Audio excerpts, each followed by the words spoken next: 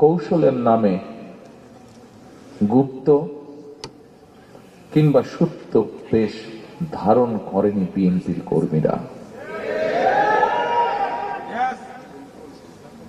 আমি বিশ্বাস করি, দৃঢ়ভাবে বিশ্বাস করি, যে দলের নেতাকর্মীরা অন্যায়ের বিরুদ্ধে এ ধরনের আপোষহীন ভূমিকা রাখতে পারে, সেই দলের বিরুদ্ধে ষড়যন্ত্র কিংবা অপপ্রচার চালিয়ে কেউ এই দলকে দমন করে রাখতে পারবে না ইনশাআল্লাহ।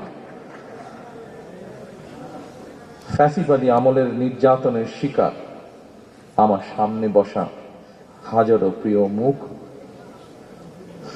আপনাদের আত্মত্যাগ, আপনাদের বুক ভরা কষ্ট, আমরা যারা আজ পেছনে রয়ে গিয়েছি, আমরা আমাদের সর্বশক্তি দিয়ে চেষ্টা করব যাতে এটি বৃথা না যায় ইনশাআল্লাহ।